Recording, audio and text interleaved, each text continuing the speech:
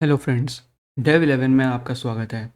इस video series में हम लोग देखेंगे कि हम लोग रिएक्ट जेएस एप्लीकेशन का यूज़ करके किस तरीके से किसी सर्वर पे कोई रिसोर्स है उसे कैसे हम लोग रिक्वेस्ट कर सकते हैं। मान लेते हैं किसी सर्वर पे कुछ स्टोर्ड है और हम उसे रिक्वेस्ट करना चाहते हैं तो वो कैसे कर सकते हैं, ये हम लोग देखेंगे। तो आइए शुरू करते हैं ये वीडियो।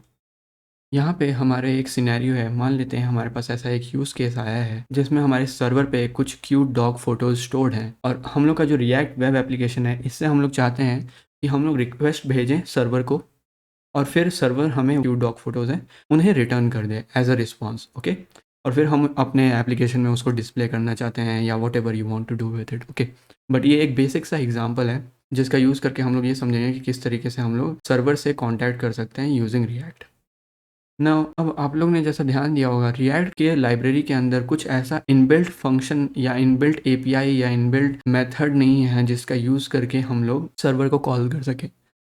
रिएक्ट हमें सिर्फ डॉम से बात करने के लिए एक लाइब्रेरी प्रोवाइड करता है और फिर उसके ऊपर हमें जो भी फंक्शनैलिटी चाहिए होती है वो हम लोग धीरे धीरे एक एक लाइब्रेरीज यूज़ कर करके ऐड करते हैं या हम लोग कुछ अलग एपीआईज का यूज़ करते हैं, राइट। तो ये चीज़ हमारे एक लिमिटेशन है काइंड ऑफ कि रिएक्ट के बेस रिएक्ट में जो रिएक्ट डॉम है उसमें हमें ये फंक्शनैलिटी इनबिल्ट नहीं मिलती है। ओके, तो इस चीज़ को हम लोग कैसे सॉल्व करेंगे ये हम लोग देखेंगे। इस चीज़ को सॉल्व करने के लिए हमें कुछ इस तरीके का मॉडल को फॉलो करना होगा। ओके, तो बेसिकली यहाँ पे क्या हो रहा है कि रिएक्ट ऐप जो है वो एक रिक्वेस्ट को ट्रिगर करेगा जैसा कि आप लोग यहाँ देख पा रहे हैं और हम लोग एक थर्ड पार्टी या ब्राउज़र में भी एक फंक्शनैलिटी होती है उस बेसिकली उस लाइब्रेरी उस एचटीटीपी लाइब्रेरी को कॉल करेंगे। Will request that HTTP library और वो हमारे तरफ से मतलब वो रिएक्ट के तरफ से सर्वर को रिक्वेस्ट करेगा कि हाँ मुझे वो क्यूट डॉग फोटोज चाहिए और फिर सर्वर उसको रिस्पॉन्स में जब वो भेजेगा क्यूट डॉग फोटोज को तो वो एचटीटीपी लाइब्रेरी उसको प्रोसेस करेगा एंड उसने कुछ एपीआईज हमें एक्सपोज करके रखी हैं जिसके थ्रू हम लोग को वो रिस्पॉन्स मिल जाएगा in React application as a prop और स्टेट और वॉट एवर। ओके, तो अब ये जो HTTP लाइब्रेरी है इसके लिए बहुत सारे ऑप्शंस अवेलेबल हैं इफ यू चेक ऑनलाइन। एक तो हो गया फेच और ये क्या होता है कि ब्राउज़र का नेटिव एपीआई है। बेसिकली ये ब्राउज़र के अंदर इनबिल्ट है। इसका यूज़ करके हम लोग रिक्वेस्ट कर सकते हैं टू अ सर्वर और we can use this axios which is basically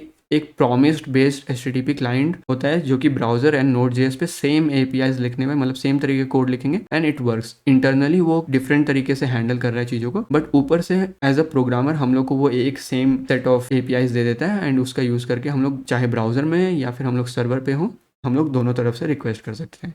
third है हमारा सुपर एजेंट। सुपर एजेंट भी एक फेमस लाइब्रेरी है। इसका साइज बहुत स्मॉल है compare to axios. It's a small progressive client side HTTP request library. Okay, और ये भी हाईली अपडेटेड है। इसके लिए भी बहुत अच्छी कम्युनिटी है and they keep on updating it and all. और फिर इसके अलावा और भी बहुत सारे हैं लाइक गॉट एंड ऑल जिनके different different benefit and different different like किसी में कुछ फीचर्स हैं किसी में कुछ फीचर्स नहीं है एंड ऑल। तो ये आप लोग अपने समय में रिसर्च कर सकते हैं but we are going to see कि हम लोग ये जो यूज़ केस है बेसिकली रिएक्ट एप्लीकेशन से हम लोग एक HTTP लाइब्रेरी का यूज़ करके सर्वर से क्यूट डॉग फोटोज़ को रिक्वेस्ट करना और फिर उनका रिस्पॉन्स लेना, ये हम लोग दो चीज़ों से देखेंगे। फर्स्ट हम लोग फेच का यूज़ करेंगे जो कि ब्राउज़र का नेटिव है और फिर हम लोग एक्सियोस का यूज़ करके देखेंगे कि हम लोग सेम चीज़ कैसे एक्सियोस में कर सकते हैं एंड एक्सियोस में क्या फ़ायदे हमें मिलते हैं मतलब फेच में जो नहीं है। ओके, तो नेक्स्ट वीडियो में हम लोग देखेंगे इन दोनों HTTP लाइब्रेरीज का यूज़ कैसे किया जाता है और इनके क्या फ़ायदे हैं और क्या घाटे हैं। ओके, तो see you in the next one. Thank you.